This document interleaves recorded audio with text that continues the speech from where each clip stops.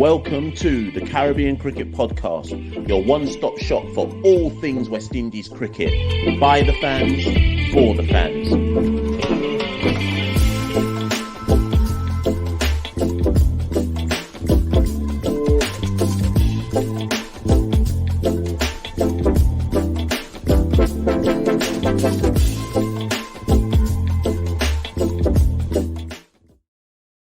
Kimar Roach, and I listen to the Caribbean Cricket Podcast. Indeed you are, people. Indeed you are. You must have thought that once we'd done the Caribbean Cricket Podcast live award show, that would be our last content for 2022. But never fear. We got one final piece of content to drop in 2022 before we march on and we move into 2023. First things first, if you're listening to this and it's already 2023 for you, then bless up.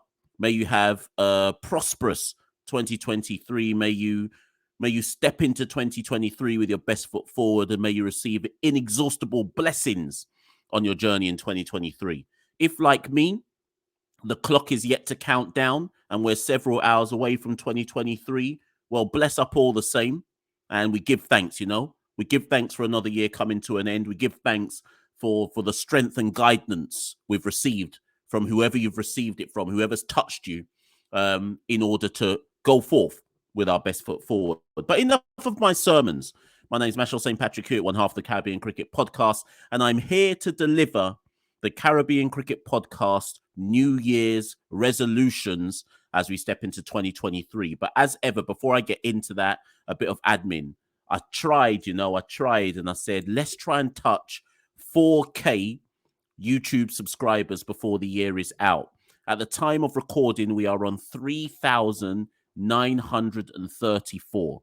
I don't know if we can get 66 subscribers before 2023 hits, but I must beg all the same, and we must try all the same. Maybe that can happen. So if you're new to the Caribbean Cricket Podcast and this is the first video you're ever watching, or you've been watching our videos, or you've been listening on the podcast app of your choice, whether Spotify, Apple, etc., subscribe, follow, share, like, you know the drill. Press the notification, all of that. It really helps the podcast, really helps the algorithms, etc. So we're on that road. Remember, you can follow the Caribbean Cricket Podcast at Carib Cricket on Twitter and Instagram. We've just updated the website, so head to www.caribbeancricketpodcast.com.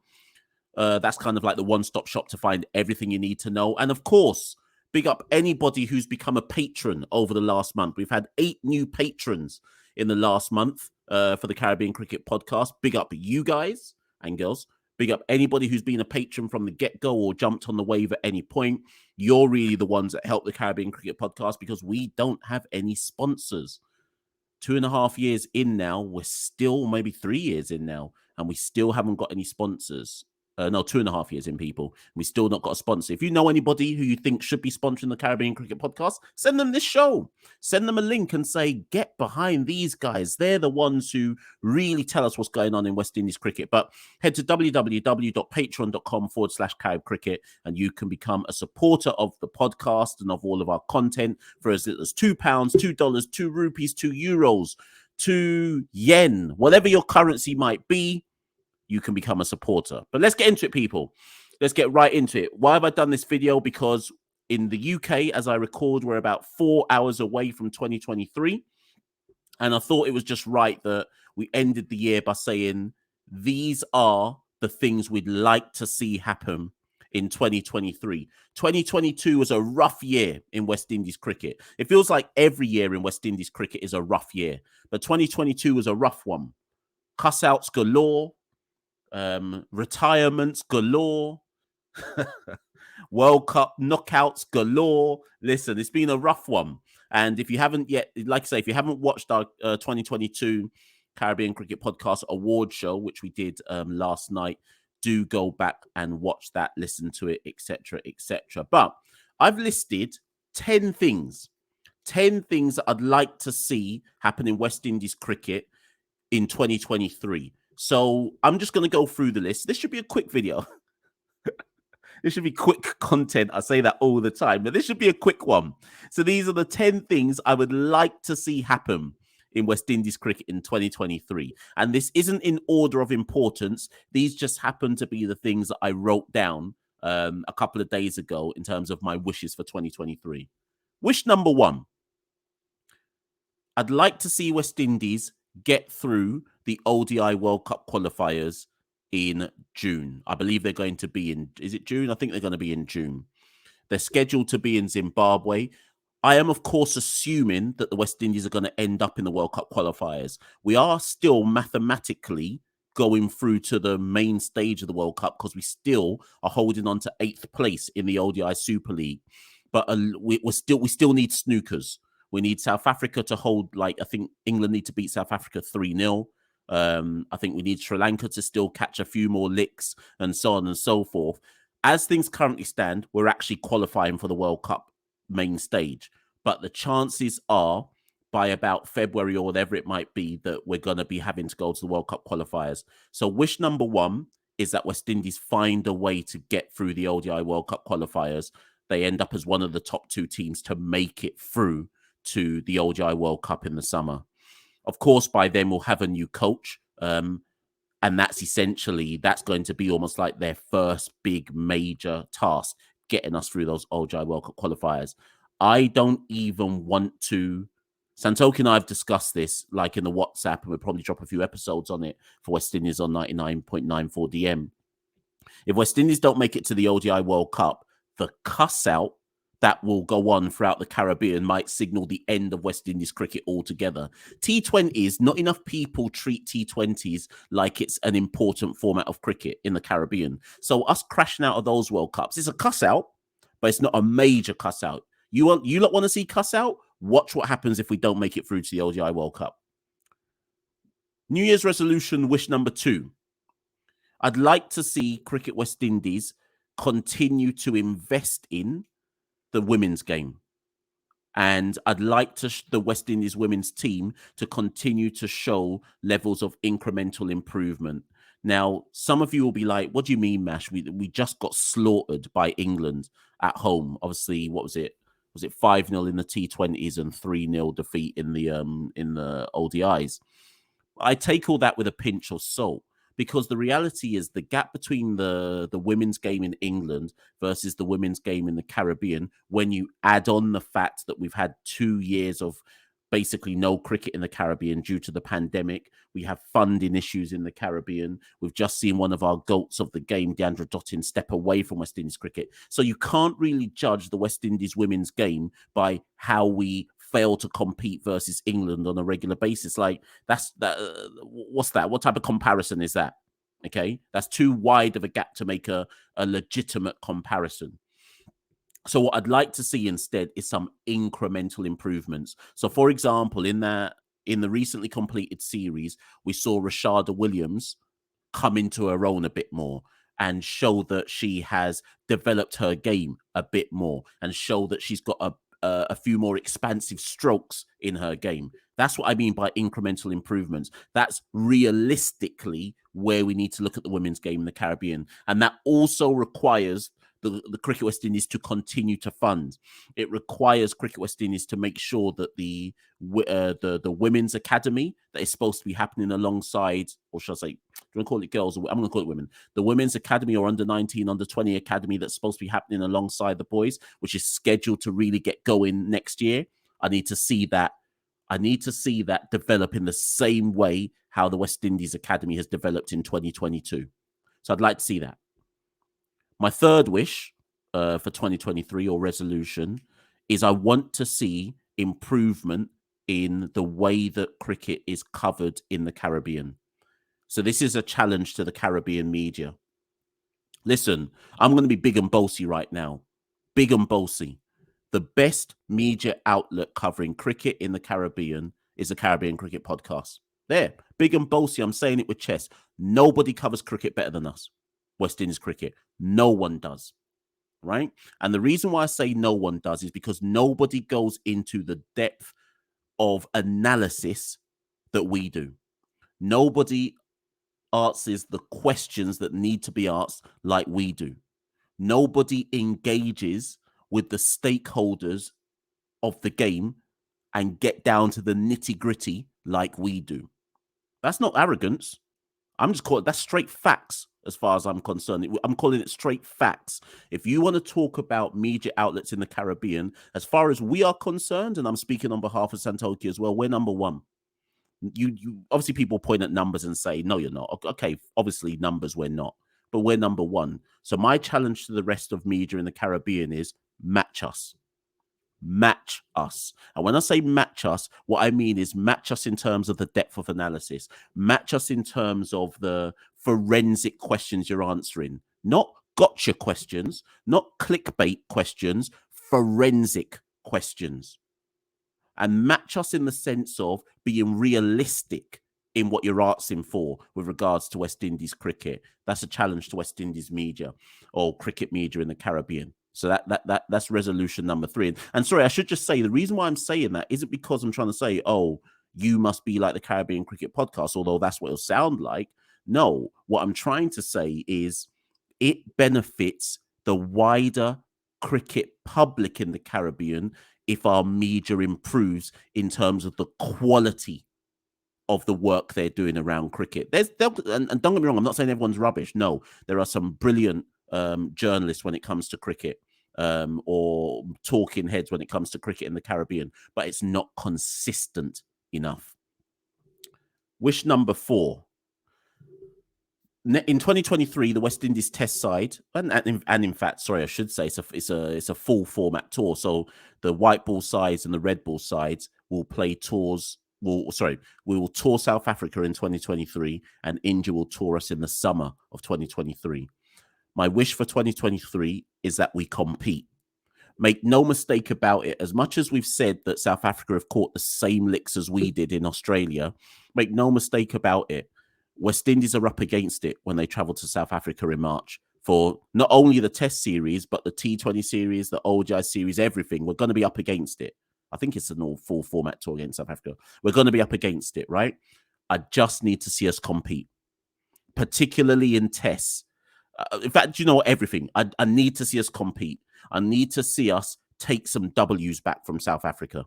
Not a lot, because I don't think that's realistic, but I need to see us take some W's back from South Africa. I do not want us to go to South Africa and come back from that tour with pure L's. So I'd like to see us show some level of competitive, real competitive cricket against the South Africans in their own conditions. Similarly, when India come to us, the last time India came to us was, I think, it was at the back end of 2019, and we got licked down, right? Sorry, for Test series. They've come more recently. I think last year, actually, they came for, what was it? T20s and ODIs. I think we basically took licks. I think we won one match out of all of those white ball series as well. So when India come in 2023 for the full format tour, we need to be more competitive. So that's my wish for the senior men's side going forward in 2023. Wish number 5, my hope, wish, resolution for 2023 is that the coach we appoint is the right person. Now, obviously, in somewhere as divisive and as divided as the Caribbean, no matter who we appoint, someone's going to cuss. We've already seen that Phil Wallace has gone, and was it on Mason and Guess? And Phil Wallace was like, it can't be Shiv Chanderpaul just because he's got 11,000 runs. It can't be Shiv Chanderpaul. And I've got to be honest, Philo, if you're listening to this, that didn't make sense as an argument because Shiv Chanderpaul is level 3 qualified. So it's not about whether Shiv has 11,000 runs or not. I just want an appropriately qualified, well-qualified coach to be the next coach of West Indies. And if that means Shiv is Shiv, he's level 3 after all. It's not like Shiv's just coming out of nowhere with no coaching badges, no qualifications, and we're just saying, well, boy, you made runs, you take over the West Indies. The man has his qualifications. Put respect on his name. That's not for me to say it should be Shiv, though. I'm just saying my wish, my resolution for 2023 is that we appoint the right coach and that there is a realistic reasoning and justification given for whoever gets that job. Also, when that coach gets the job, I hope that we give that coach all of the tools they need to succeed. We've had if it's an overseas coach, so be it. If it's a West Indian coach, so be it. But let's just hope they're given all of the tools they need to succeed. Resolution number 3, trying to read my notes here. I've written it down as expansion at the grassroots. And I think what I meant by that when I wrote that one down, just say resolution number 3, number 6. I think what I meant by that when I said expansion at the grassroots is fundamentally anybody who's serious about the game of cricket in the West Indies understands and acknowledges that nothing will improve without the fundamentals and the basics going on at the grassroots level. I think we are slowly but surely, finally, I'm so glad it's finally happening. People are starting to realize that you can cuss out Phil Simmons, you can cuss out the coach, you can cuss out a Kyron Pollard, a captain, you can cuss out a Nicholas Pooran, a captain, and say, boy, there are rocks and West Indies can't go forward till we appoint a good coach. But people are slowly starting to realize, and Pollard was always the one who spoke about this, right? Remember what Pollard said at the start of 2022? We have issues with batting in the Caribbean. People cussed him out. We're slowly starting to reach a point now where people are starting to understand you cannot expect cricketers to get to the international stage, the senior men's side and the senior women's side, right? And say, well, boy, there are rucks. And not understand that, well, actually, the coaches that we've got at the senior international level are having to rectify flaws that should have been rectified long ago. They're having to almost teach these guys how to play cricket at the international stage, right? So when I say my kind of New Year's resolution and wish for 2023 is expansion at the grassroots, I mean, I want to see from island to island, nation to nation, from each territorial board, a greater level of commitment. Now we're the other side of the pandemic. COVID hasn't gone anywhere, but we're the other side of the pandemic in terms of lockdown. People really investing at the grassroots level, putting in the necessary coaches at the grassroots level to improve the quality at the grassroots. Only if you improve quality at grassroots do you get better quality players coming through. Cricket West Indies have shown the other territories the way forward. They bought out Coolidge Cricket Ground. They've implemented the West Indies Academy. So we know now that the best around the Caribbean have the chance to go to the West Indies Academy and work under an Andre Coley and a Graham West, etc., a Floyd Reefer, etc., and hone their skills. And I'm sure those players will try and get one on the show, will say, boy, you see that year in the Cricket West Indies Academy, that's really helped my game. That's great. But if West Indies cricket is to go forward, each territory should be replicating what Cricket West Indies have done in Antigua. Where's the academy in Jamaica? Where's the let me pick somewhere random. Where's the academies throughout Guyana? Because some people say to me, oh, but Berbice are doing X, Y, Z. I hear that about Berbice cricket, but where's the academies throughout Guyana? Just to pick places at random, for example. So I want to see greater expansion at the grassroots, and that goes down to the territorial boards and what they're doing. Wish number 7 or resolution number 7, 18 tours. A recent press release came out a couple of days ago. Johnny Graves, CEO of Cricket West Indies, said, you know what, we've got some 18 tours scheduled at the end of the 4-day West Indies Championship. Great to hear it, but I want to see it. 18 cricket isn't going to solve the woes of West Indies, but it'll help. So I'd like to see an 18 tour. We had in 2023, we had Bangladesh come to us. Great. That was amazing because the players exposed to that. Actually, let's pick a player who played in the 18 games against Bangladesh in 2022. Tej Narayan Chanderpaul.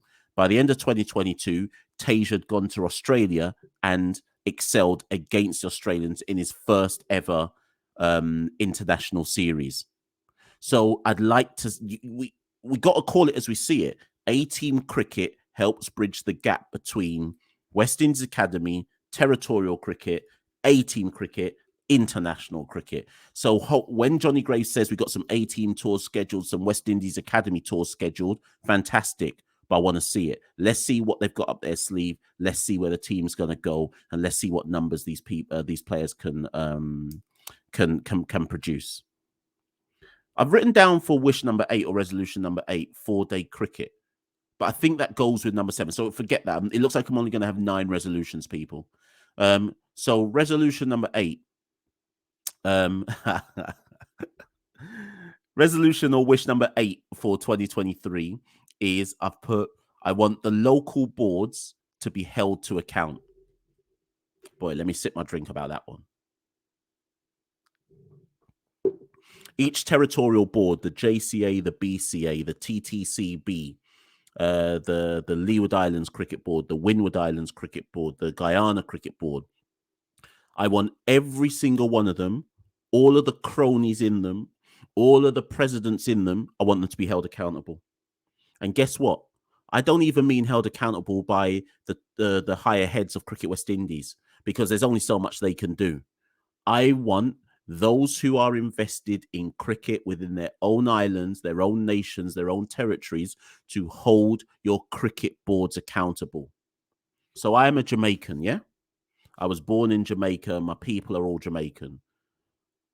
Me, as somebody who purports to be somebody who is part of cricket media in the Caribbean, albeit I live in London, I need to start asking more questions of Billy Heaven, the president of Jamaica Cricket Board, and saying, but what are you doing about cricket in Jamaica? What are you actually doing, Billy?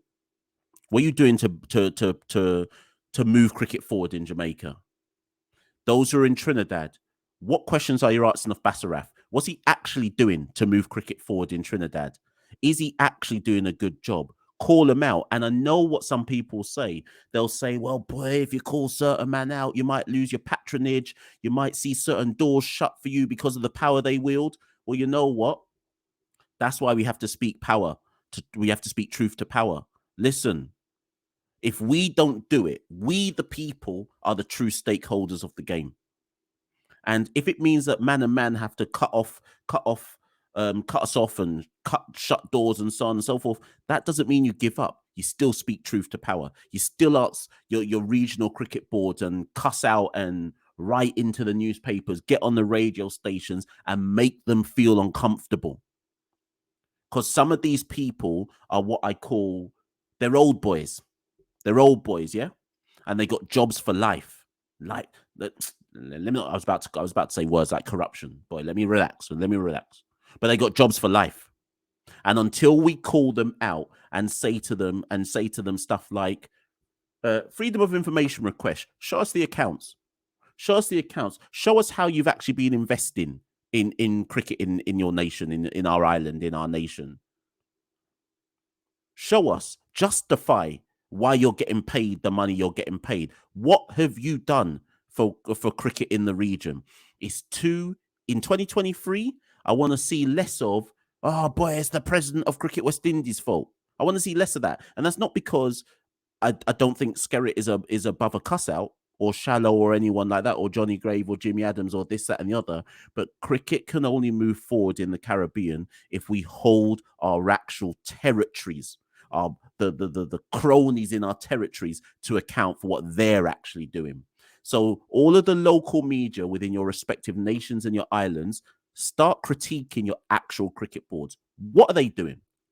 What have they done? Where's their receipts to show the work that they've really put in? Okay. It's like that, 2023, people. And last resolution that I've got. So it's supposed to be number 10, but technically it's number 9. My last wish for 2023 is this. In March in 2023, we are going to have presidential elections. So Ricky Skerritt will not be standing. His 4-year term will have come to an end. Elected in 2019 after the end of Dave Cameron's reign of terror, right? Ricky Skerritt came in. His 4 years are up. He will not seek re-election. Obviously, there are a lot of people around the Caribbean who said, oh, Ricky Skerritt has done nothing for West Indies cricket. Da, da, da, da, da, da. That's dunce talk for a start.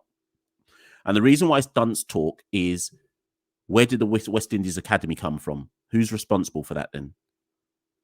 Where did the expansion of the coach education program come from? Who's responsible for that?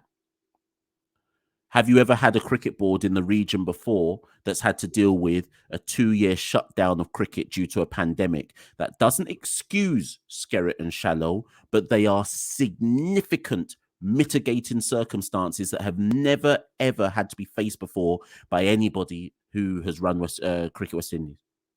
So that's not for me to say that the Caribbean Cricket Podcast endorses Ricky Skerritt's 4 years or endorses Kishore Shallow if he chooses to stand to be the next president of Cricket West Indies. But my wish and my resolution for 2023 is whoever does stand to be the next president, vice president of Cricket West Indies, they carry on the best of the work that Shallow and Skerritt have put in place.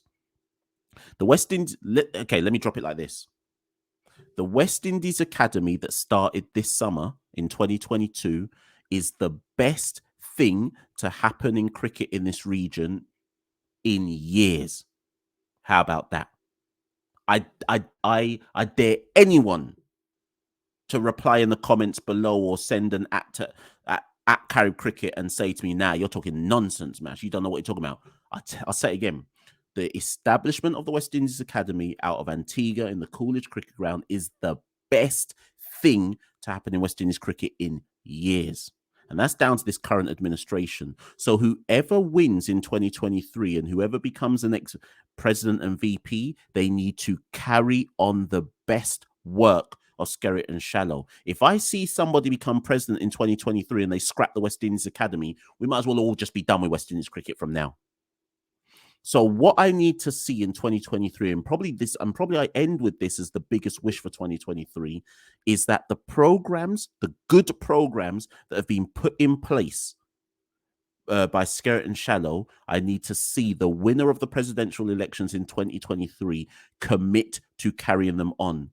Coach education program run by Chris Brabazon still needs to go around the Caribbean with the help of an Andre Coley, etc., Jimmy Adams, etc.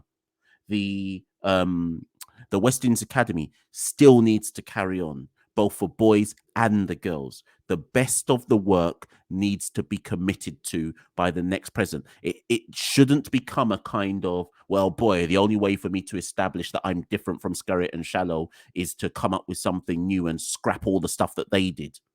I don't want to see none of that. So that's a big wish that I've got for 2023 and a big resolution. Listen, people, little quick video, like I say, a little 25, 26 minutes. Finally, I guess I just want to say thank you to everybody who has liked a video, subscribed to Caribbean Cricket Podcast, whatever medium you listen to, watch on, send us a tweet, send us a message, become a patron, shared us with a friend, got us open doors for us that we didn't know, where we didn't even know doors existed.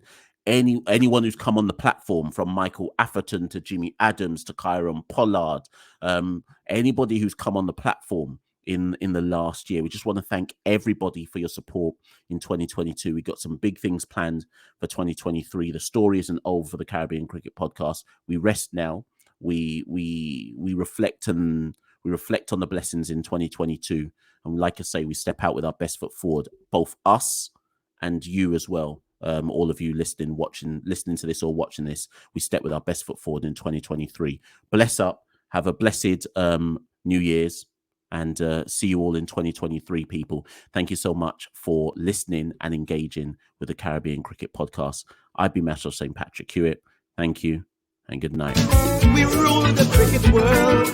Now the rule seems coming. Welcome to the Caribbean Cricket Podcast, your one-stop shop for all things West Indies cricket.